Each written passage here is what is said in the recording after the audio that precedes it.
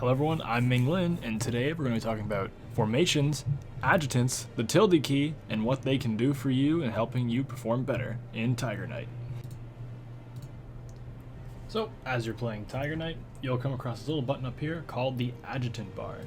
Give that a little click, and you'll see you'll given a big list of sub-generals, or as they calls it, adjutants, who will fight alongside you in battle and give you access to formations that could very much turn the tide of battle.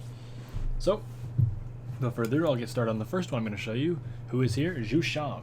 He is an infantry adjutant. Both of his formations, you'll notice, you'll see they give stats, which will increase. These stats can, well, basically decide whether you win or lose, if used properly. You'll notice that some where there's positive, the green is the positive, and the red is the negative. Anything in the red is what you will lose when you use this formation. Keep in mind, not all formations are meant for battle. As Zhu here you see has the snake formation, where his movement speed on this one you can see gets greatly increased. All battle stats will go down.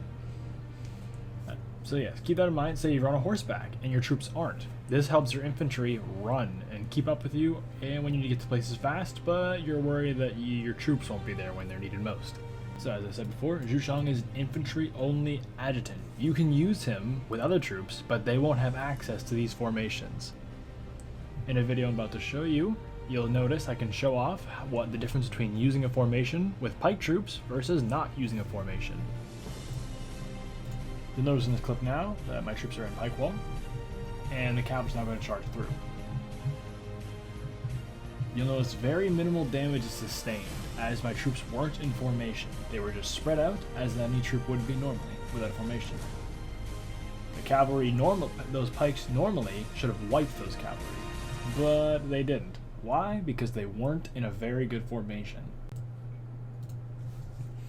I'm now going to have my troops be in formation, with pike wall up. Now, should any cav decide to try to go through that pikes, they'll be killed, most likely. As you're noticing here now, there are some greater damage taken from the cavalry. The cav took almost a lot more damage, which caused a lot more of them to die. We're looking at least 6 to 4 casualties, which is honestly relatively okay. Had it not been an open field map like this, you'll notice, say, a choke point, the cav almost would have all been wiped out. Lucky for them, right?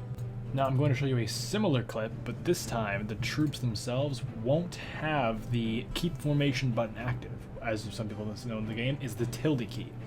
What that does, it makes your troops fight to the death in their formation, so as long as you command it.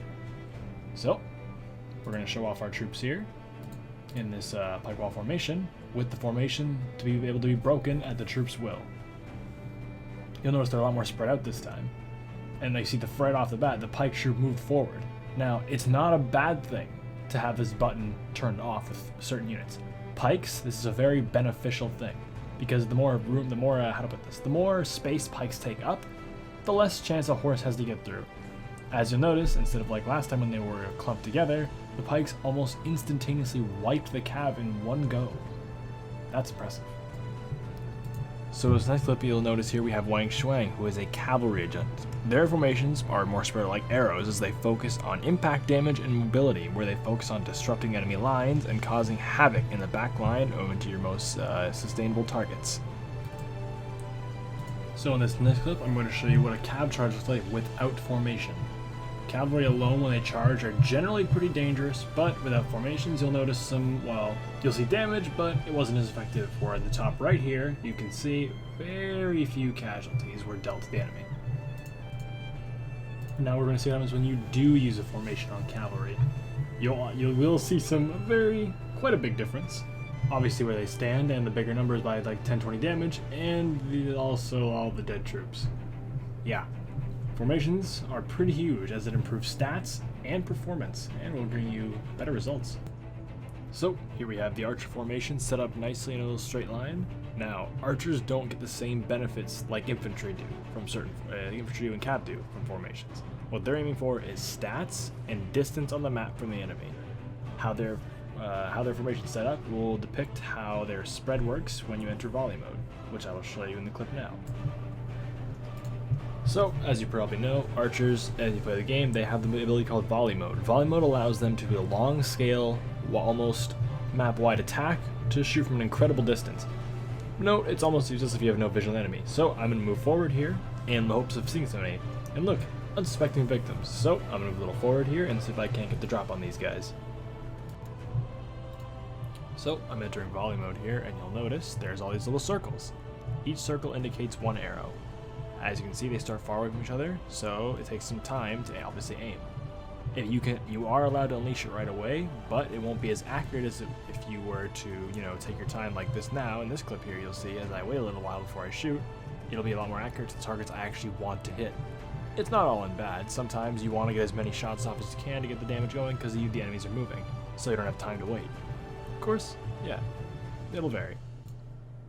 So we've done enough damage to the enemy. Let's get out of volley mode and take a peek at our enemy.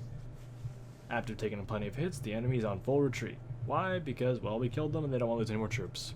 A couple dead bodies, enemies running, and, well, I think we made great use of the volley mode right there. Now, to those of you who are wondering if there are any universal or hybrid adjutants who can, use more than one type of troop, there are. For instance, I'm going to show you here, we have Han Hao, who is he is an infantry and archer adjutant, who, as you can see here, he's got his double line formation, giving both range strength, but limiting his melee stats, while he also has the square formation, which increases all his melee stats and impact defense against cavalry charges. Followed up, we also have Kai Mao, who is an archer and infantry adjutant as well, where, as you can see, he has the same archer formation as Han Hao, but he brings a different infantry formation, which is the wing formation. Not one of my personal favorites, but definitely still hybrid adjutant he is. And last but not least, another one is Han Dang, another archer and infantry adjutant. As you can see, he has the goose formation, which is generally a very powerful archer formation. If you're looking for a late game adjutant for archery, this is gonna be your guy. Where he also has the square formation, similar to Han Hao. Now there is one adjutant who can actually fight for every out of the three types. He can fight for each type of troop. Why? Because he has this universal formation called I believe it's the square formation, correct? Where it increases almost every stat in the game except for his melee defense. No idea why it's got a negative, it's supposed to be a universal formation, but of course it had to have some negatives, right? I'd like to thank everyone for watching the video and hoping this helps you learn and get better at the game. And leave any comments below for any future videos you'd like me to do and anything you'd like questions I've been answered, and I will do the best of my ability to find out. Also, I'd like to wish you all a Happy New Year and a Merry Christmas, and best of luck to all of you in the future content coming up for the game. Have a good night.